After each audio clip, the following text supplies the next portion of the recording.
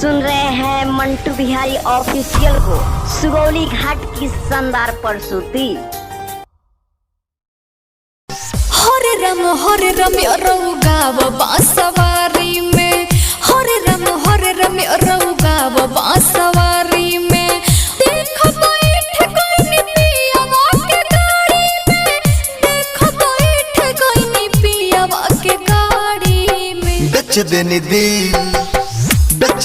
दिल हम हुसून रे कबाड़ी में, को दिल खून हमारे दिल के अपना साड़ी में। हो हो ला ला ला ला ला ला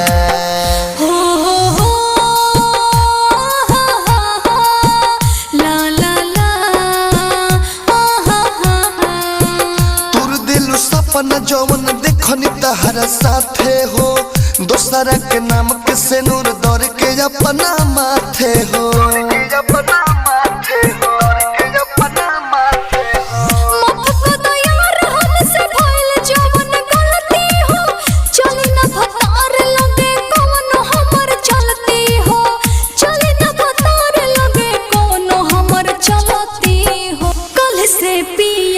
के रहबा कवारी में, हरे राम गाव बांसवारी में।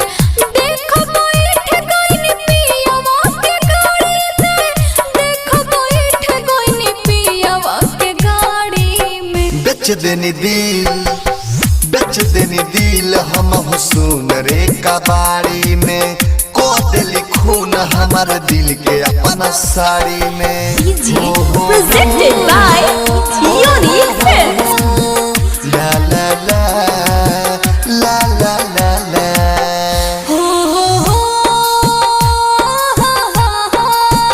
ला ला ला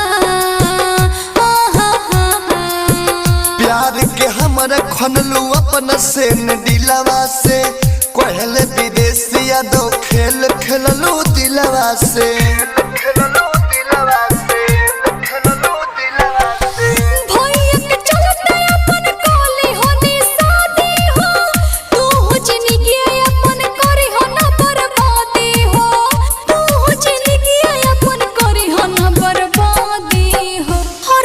हरे राम गाव बांसवारी में, हरे राम गाव बांसवारी में। देखो बैठ गइनी पियावा के गाड़ी में, देखो बैठ गइनी पियावा के गाड़ी में। बेच देनी दिल हम हुसून रे कबाड़ी में, को दिल खून हमारे दिल के अपना साड़ी में।